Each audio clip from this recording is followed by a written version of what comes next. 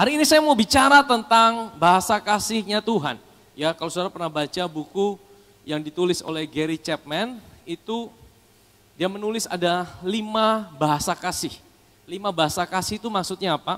Maksudnya tiap-tiap orang itu punya bahasa kasih masing-masing, di mana kalau dia diperlakukan seperti itu, dia akan sungguh-sungguh merasa dicintai. Ya, saya kasih contoh, Gary Chapman menulis ada bahasa kasih, ada orang-orang yang suka itu dia merasa dicintai kalau dia dipuji. Ada yang juga yang merasa dicintai ketika dia dikasih hadiah. Ada juga yang suka punya quality time. Dia mungkin tidak terlalu suka disanjung-sanjung, dipuji-puji. Itu gombal semua. Dia tidak mungkin terlalu suka dikasih hadiah. Mungkin dia rasa sudah biasa. Dia lebih suka quality time. Dia merasa dicintai ketika dia dikasih waktu bersama-sama, ya. Ada juga yang suka itu ketika dia dilayani. Dia merasa dicintai ketika dia dilayani. Dia tulis juga ada yang suka, dia merasa dicintai ketika dia itu ada physical touch, ada jamahan-jamahan gitu ya. Ya, jangan berpikir negatif dulu saudara ya. Ada orang yang memang suka ya dipeluk-peluk, dibelai-belai gitu ya. Dia merasa dicintai. Tiap-tiap orang mungkin punya bahasa kasih masing-masing, bagaimana dia bisa merasa dicintai. Ya, tapi hari ini saya mau bawa kita melihat apa bahasa kasih Tuhan, apa yang membuat Tuhan itu bisa wow gitu ya sama kita. Sekalipun dia adalah kasih saudara ya. Tapi apa bahasa kasih yang Tuhan itu suka? Kalau saya mau boleh sampai simpulkan, apa sih yang buat Tuhan itu sampai bisa kagum? Dia lihat dia lihat kita sebagai yang dicintainya, anaknya, dia bisa kagum sama kita. Ini anakku yang satu ini beda ini. Nah, hari ini saya mau bahas itu saudara. Mari kita buka di dalam 1 Yohanes pasal yang ke-5. Setiap orang yang percaya bahwa Yesus adalah Kristus, dia lahir kembali. Dia dilahirkan kembali. Saudara, saya mau bilang ini adalah satu hal yang paling penting dalam hidup ini saudara. Kelahiran baru itu tidak bisa digantikan dengan apapun juga saudara. Ya, saudara tidak mungkin bisa kenal Tuhan kalau saudara tidak mengalami kelahiran baru. Kita dipindahkan dari kegelapan, masuk dalam terang yang ajaib, itulah peristiwa kelahiran baru. Waktu saudara percaya dalam hati, menerima Yesus dengan mulut saudara, mengakuinya, Roh Kudus itu akan membuat roh saudara itu lahir baru. Saudara percaya bahwa saudara orang berdosa dan saudara diampuni oleh karena karya Kristus di atas kayu salib, itulah pesan Injil saudara.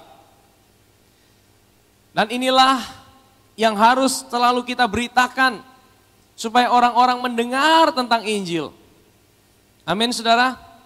Injil itu bukan bicara soal perubahan perilaku sebenarnya. Ya. Semua agama ngajarin perubahan perilaku. Tapi Injil mengajarkan tentang Tuhan yang jadi manusia dan menyelamatkan setiap orang yang percaya kepada Dia. Percaya dalam hati, mengaku dengan mulut, sudah dilahir barukan oleh Tuhan, saudara masuk dalam sebuah dunia yang berbeda, ya.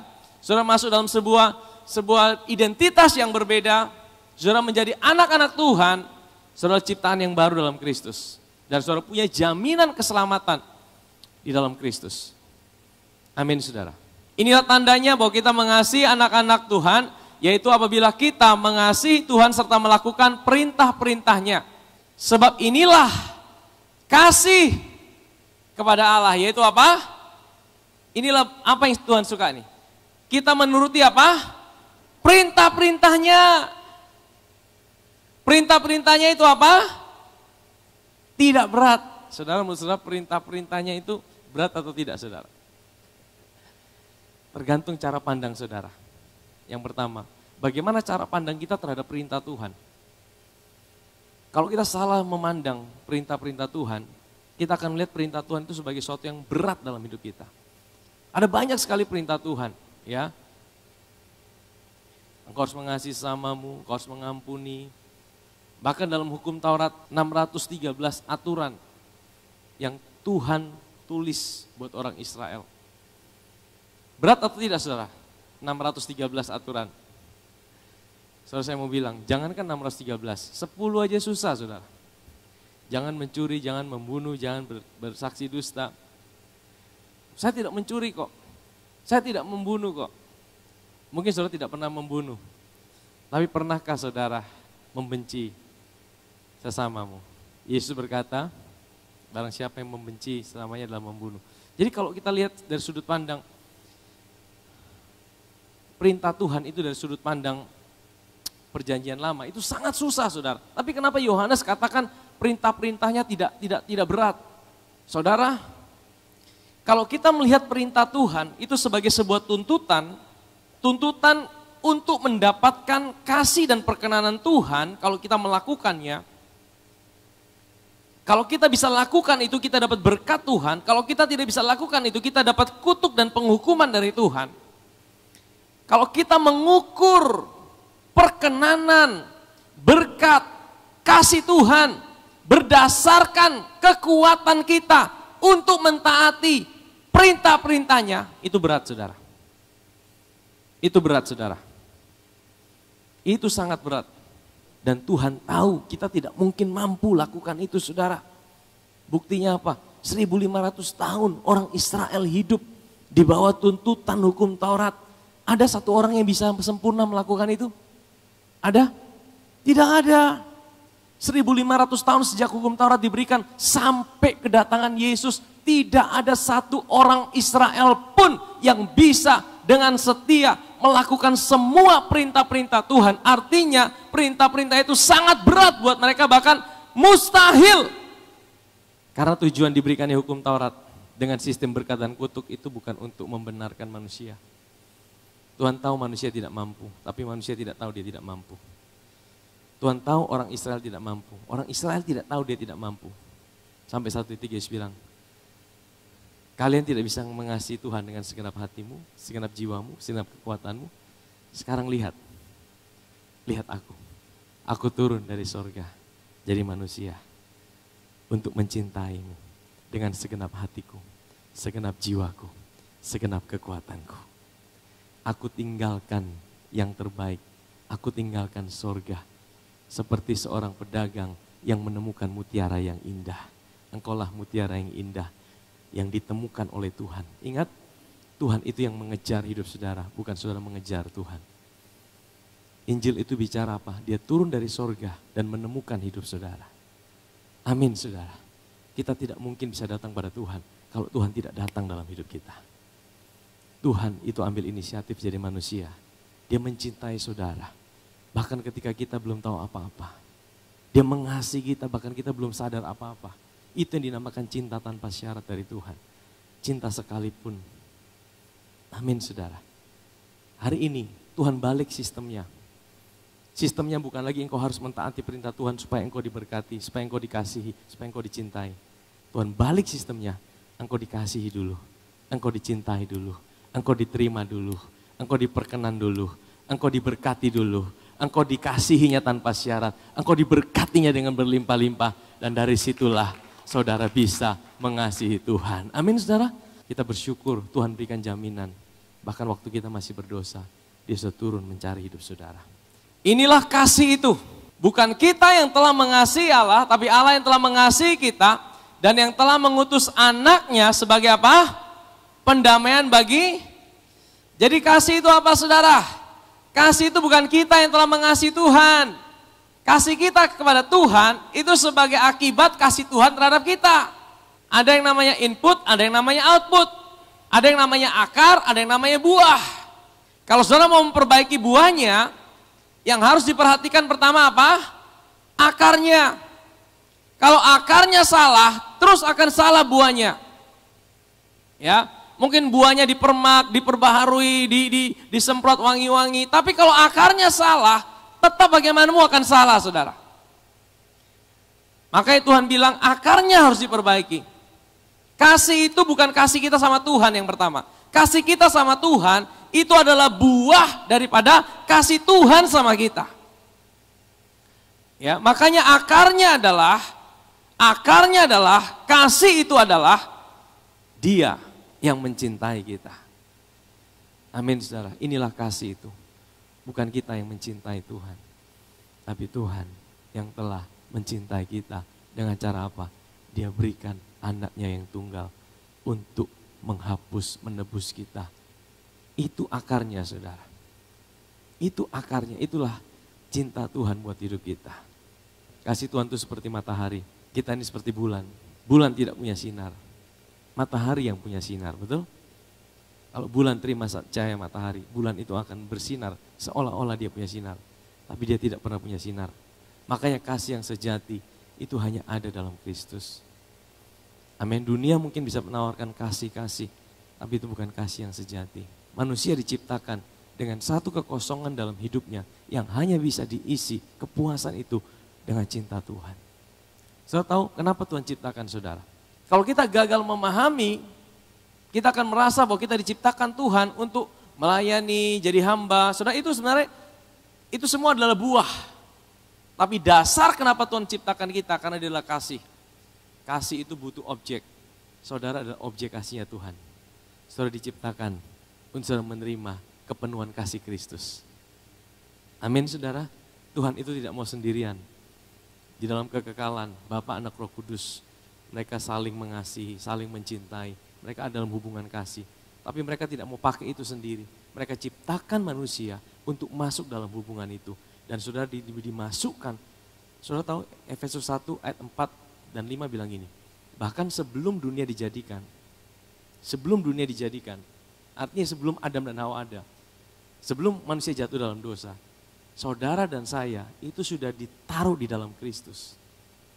Artinya gini saudara. Akhir hidup saudara sudah dilihat sebelum manusia diciptakan. Sebelum manusia terhilang dalam Adam. Tuhan itu di luar waktu ya saudara, kita mesti ngerti. Tuhan itu bukan di dalam waktu, kita dalam waktu. Tuhan itu di luar waktu. Dia itu Alfa, dia Omega. Sebelum dia memulai sesuatu, dia sudah tahu akhirnya seperti apa. Sebelum saudara terhilang dalam Adam, karena Adam jatuh dalam dosa, saudara dan saya sudah terlebih dahulu dilihat ada dalam Kristus. Menjadi satu dengan dia. Amin saudara. Saudara tahu itu yang menjadikan kita, aku tahu hidupku berharga. Aku tahu hidupku ini bukan sembarangan. Aku tahu aku diciptakan untuk dicintai oleh Tuhan. Aku tahu aku diciptakan untuk menerima cintanya. Kasih Tuhan sama buat kita semua. Dia mencintai kita dengan kasih yang sama. Saudara ngalami persoalan, mungkin persoalan yang sama. Situasi yang sama. Ada 2 orang ngalami situasi yang sama. Tapi orang yang menyadarkan dirinya akan kasih Tuhan, dia akan punya respon yang berbeda. Amin saudara. Dia akan bisa berespon yang berbeda. Masalahnya sama, pergumulannya sama, tantangannya sama. Tapi yang satu lebih fokus dengan masalahnya. Yang satu lebih fokus dengan persoalannya. Yang satu lebih fokus dengan kelemahannya. Yang satu mengingatkan dirinya akan kasih Tuhan dalam hidupnya. Akan kebaikan Tuhan dalam hidupnya. Akan cinta Tuhan dalam hidupnya. Saya percaya 2 orang mengalami masalah yang sama. Tapi yang satu akan keluar dengan hasil yang berbeda. Amin saudara. Itu yang buat Tuhan suka. Tuhan suka anakku ini beda. Di tengah-tengah persoalan, dia bisa tetap memandang pada kasihku. Amin saudara. Kita telah mengenal dan telah percaya akan kasih Allah kepada kita. Jadi ada 2 kata, mengenal dan percaya. Ya, mengenal itu sekedar tahu, percaya itu yakin dengan sungguh-sungguh. Ya, semua orang mungkin tahu Tuhan adalah kasih, tapi tidak semua orang sungguh-sungguh percaya bahwa Tuhan itu sungguh-sungguh mengasihi hidupnya. Dan ini kita mesti masuk dalam percaya ini saudara, bukan sekedar mengenal, bukan sekedar tahu. Kenapa saudara perlu terus diingatkan? Saya perlu terus diingatkan supaya kita sungguh-sungguh percaya bahwa kita punya Tuhan yang bukan hanya Tuhan yang sanggup, tapi dia Tuhan yang mau menyembuhkan. Tuhan yang mau memulihkan. Tuhan bukan hanya sanggup, tapi dia juga Tuhan yang mau. Tergantung bagaimana kita buka hati kita di hadapan Tuhan. Amin saudara, sadarkan diri kita, aku punya Tuhan yang sanggup, aku punya Tuhan juga yang mau. Aku punya Tuhan yang selalu ada buat hidupku. Mengenal dan percaya. Di dalam kasih tidak ada ketakutan. Kasih yang sempurna melenyapkan ketakutan. Sebab ketakutan mengandung hukuman dan barang siapa takut ia tidak sempurna di dalam kasih tidak ada ketakutan. Ya, dalam kasih tidak ada ketakutan. Maksudnya apa saudara? Kalau saudara sedang dalam keadaan ketakutan, depresi, stres, itu artinya Yang lebih menguasai pikiran saudara itu bukan kasih Tuhan dalam hidup saudara. Yang lebih menguasai pikiran saudara adalah persoalan dalam hidup saudara. Ketika mulai takut, ingatkan diri kita akan kasih Tuhan dalam hidup kita. Amin saudara? Ingatkan kasih Tuhan dalam hidup kita. Ingatkan kasihnya dalam hidup kita. Ingatnya cintanya tanpa syarat dalam hidup kita. Saudara tahu waktu kita terus memperbaharui pikiran kita. Firman Tuhan bilang kasih yang sempurna melenyapkan ketakutan. Saya mau bilang gini saudara. Iblis itu tidak bisa serang hidup saudara. Kalau di dalam hidup saudara tidak ada ketakutan.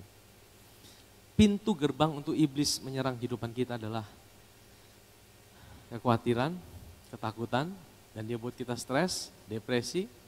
Nah itu saudara, karena apa? Kekuatan iblis itu diambil daripada ketakutan manusia. Makanya the joy of the Lord is my strength. Sukacita dari Tuhan adalah apa? Kekuatan kita. Dia tidak bisa serang orang yang bersukacita. Dia tidak bisa serang orang yang selalu mengucap syukur, ada sukacita dalam kehidupannya. Karena sukacita dari Tuhan itu adalah perlindungan buat hidup saudara dan saya. Dia akan buat saudara selalu takut, khawatir dengan situasi, dengan keadaan. Dia akan buat saudara jadi takut. Padahal itu pancingan-pancingan. Nah setiap kali kita mulai takut, ubah pikir kita. Ubah cara pikir kita. Tuhan, aku tahu kasih yang sempurna melenyapkan ketakutan. Aku mau ingat kasih-Mu, aku mau ingat kebaikan Tuhan. Itu mengubah. Biarkan kasih Tuhan itu menjamah dan masuk dalam hati kita. Melenyapkan setiap ketakutan itu. Amin saudara. Kita mengasihi karena apa? Karena Tuhan lebih dahulu mengasihi, kita bisa mengasihi sesama, kita bisa mengasihi Tuhan karena Tuhan telah terlebih dulu mengasihi. Nah jadi akarnya apa? Akarnya adalah kasih Tuhan buat kita. Jadi saudara perhatikan akarnya. Selalu isi hidup saudara dengan kasih Tuhan. Ya, kalau inputnya benar, outputnya akan benar. Kalau saudara makan pete, tidak mungkin bawa keluar yang lain saudara. Betul ya saudara? Pasti keluarnya bau pete. Kalau saudara isi hidup saudara dengan cinta Tuhan, ditekan yang keluar adalah kasih kepada Tuhan dan kasih kepada sama. Amin saudara? Bagian kita itu saudara. Nah yang kedua, apa yang Tuhan suka dalam hidup kita? Saya merenungkan, satu kali ada dua saudari, satu Marta, satu Maria. Waktu Yesus datang bertamu ke rumah mereka, Yesus ini adalah orang yang dihormati, orang yang dihargai oleh keluarga ini. Keluarga yang sangat dekat dengan Yesus. Jadi kalau Yesus datang, mereka sukacita. Tapi ada dua perbedaan di sini. Marta itu sibuk melayani. Dia masak, dia siapkan semua, dia atur rumah semua jadi bagus. Tapi Maria apa? Dia duduk di kaki Yesus. Marta marah saudara. Dia sekali marah, dia serang dua orang sekaligus. Ini orang hebat ini saudara. Satu kali pukul kena dua orang. Guru, engkau tidak peduli. Ya. Saudaraku ini. Ya. Membiarkan, engkau tidak peduli dia. Membiarkan aku. Jadi dia salahkan Yesus karena Yesus tidak tegur Maria. Dia salahkan Maria karena dia tidak bantu dia. Yesus bilang apa? Lukas 10 ayat 42.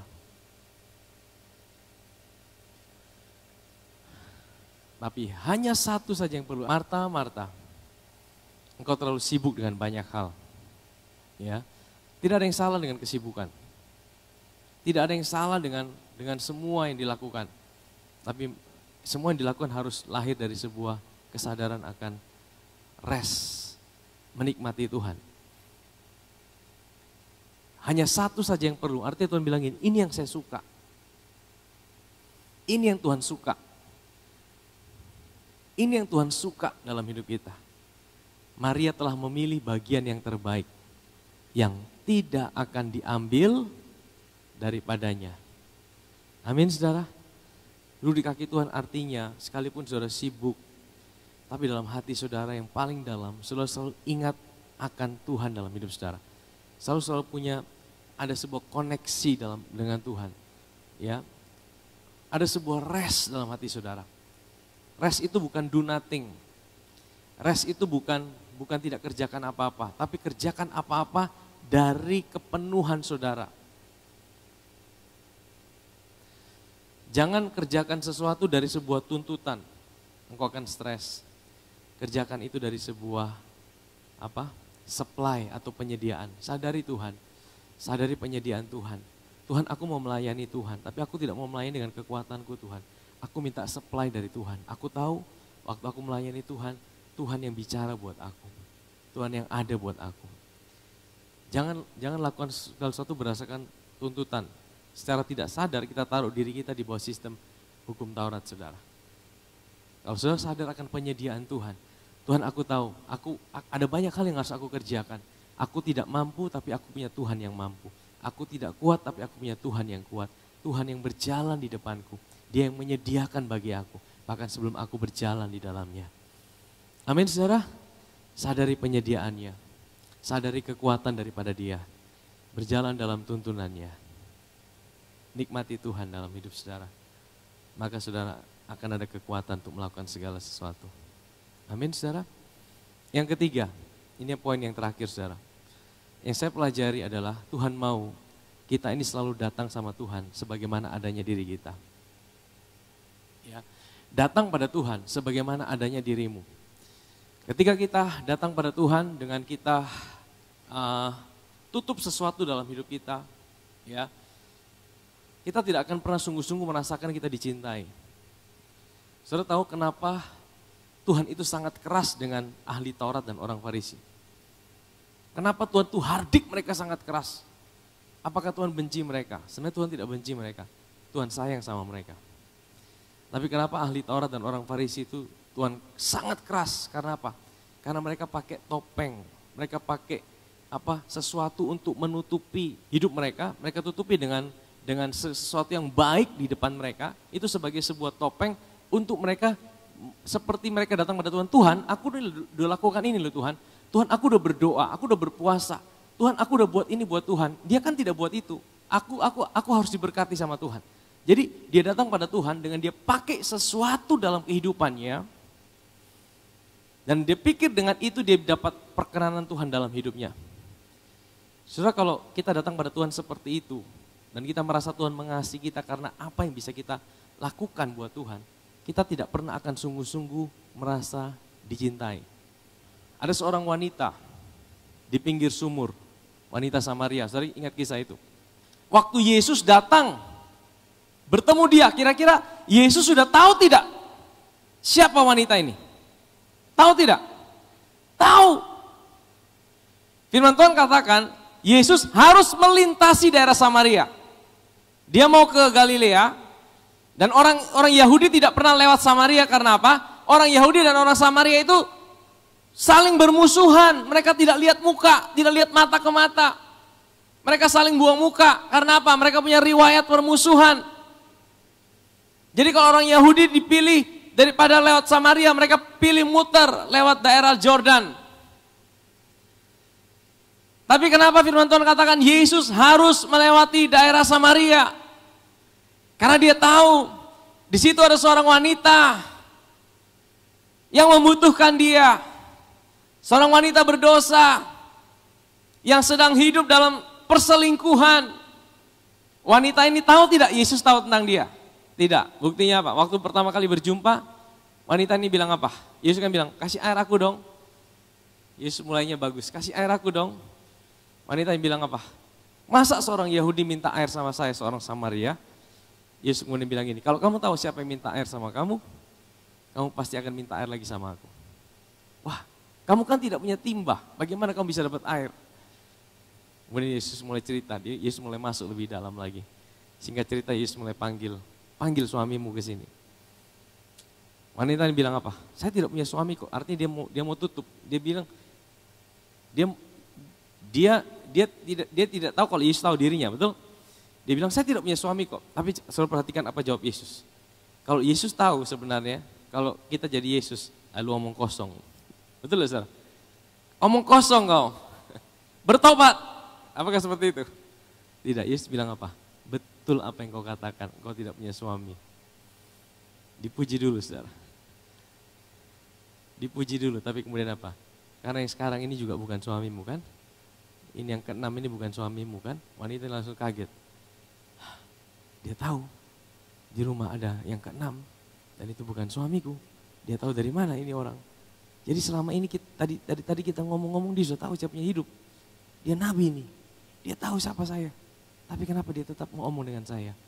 Disitulah Tuhan mau tunjukkan gini. Hei, aku tahu siapa hidupmu. Aku tahu kegagalanmu, aku tahu setiap area kehidupanmu. Engkau tidak usah tutup-tutupi di hadapan aku. Dan aku mau kasih tahu, sekalipun aku tahu, aku tetap mencintai hidupmu. Saudara akan bisa tahu kalau saudara dicintai. Kalau saudara tahu, dia tahu hidup saudara. Dia tahu setiap area kehidupanmu. Engkau tidak perlu datang pada dia pakai topeng. Engkau datang sebagaimana adanya dirimu. Tuhan itu tahu siapa diri kita. Saudara, satu kali ada wanita Sirofenisia. Saudara ingat kisah ini? Wanita Sirofenisia, dia bukan orang Israel. Lalu Yesus pergi dari situ dan menyingkir ke daerah Tirus dan Sidon. Maka datanglah seorang perempuan Kanaan dari daerah itu dan berseru, "Kasihanilah aku ya Tuhan, anak Daud. Karena anakku perempuan" apa? "Kerasukan setan dan..." Saudara, kenapa dia bilang, "Kasihani aku ya Tuhan" ditambah anak Daud? Kenapa saudara? Karena dia mau dalam tanda kutip merayu Tuhan seolah-olah dia orang Israel. Ya, saudara tahu Yesus itu disebut anak Daud. Sebutan anak Daud itu bicara tentang orang Israel. Daud itu adalah raja yang paling dihormati oleh orang Israel. Makanya kalau saudara baca di kitab Matius pasal yang pertama, di situ dimulai silsilah Yesus Kristus, anak Daud, anak Abraham. Kenapa tidak anak Abraham, anak Daud? Mana duluan, Abraham atau Daud? Abraham atau Daud lebih dulu? Abraham, tapi kenapa bukan Abraham lebih dulu? Tapi kenapa Daud lebih dulu? Karena Matius mau menjelaskan silsilah itu, Yesus adalah raja orang Yahudi, Mesias bagi orang Yahudi. Maka Yesus dikenal sebagai anak Daud. Wanita ini dia datang, dia bukan orang Yahudi, tapi dia bersikap seolah-olah dia orang Yahudi. Dia minta sama Tuhan, "Ya Tuhan, anak Daud, kasihanilah aku, sembuhkanlah anakku kerasukan setan." Apa jawab Yesus saudara? Yesus sama sekali tidak menjawabnya. Lalu murid-muridnya datang dan minta padanya, suruh ia pergi. Ia mengikuti kita dengan teriak-teriak. Yesus kok sepertinya cuek-cuek saudara. Kenapa Yesus cuek-cuek? Ayat berikutnya. Jawab Yesus, "Aku diutus hanya kepada domba-domba yang hilang dari umat." Jadi wanita ini masuk hitungan tidak? Tidak. Tapi wanita ini tahu dia tidak masuk hitungan. Dia sengaja panggil anak Daud. Seolah-olah dia orang Israel. Dan Tuhan tidak mau seperti itu. Tuhan bilang apa? "Aku diutus hanya untuk domba-domba Israel." Tuhan tidak mau. Kemudian wanita ini bilang apa saudara? Tapi perempuan itu mendekat dan menyembah dia sambil berkata, "Tuhan, tolong aku." So lihat anak Daudnya hilang saudara. Mungkin dia berpikir, wah dia tahu aku bukan orang Israel. Ya udah, Tuhan ini aku, orang Kanaan. Tolong aku Tuhan. Saudara tahu Yesus memang datang pertama untuk orang Israel. Yesus tidak datang untuk seluruh dunia pertama. Karena Israel menolak Tuhan, kita semua hari ini beroleh keselamatan. Amin saudara. Kalau Israel menerima Tuhan, hari ini kita tidak selamat. Tapi karena Israel menolak Tuhan, pohon ara yang asli itu, kita hari ini bisa terima keselamatan. Tapi nanti Tuhan akan kembali pada Israel. Ya. Tapi kemudian apa saudara?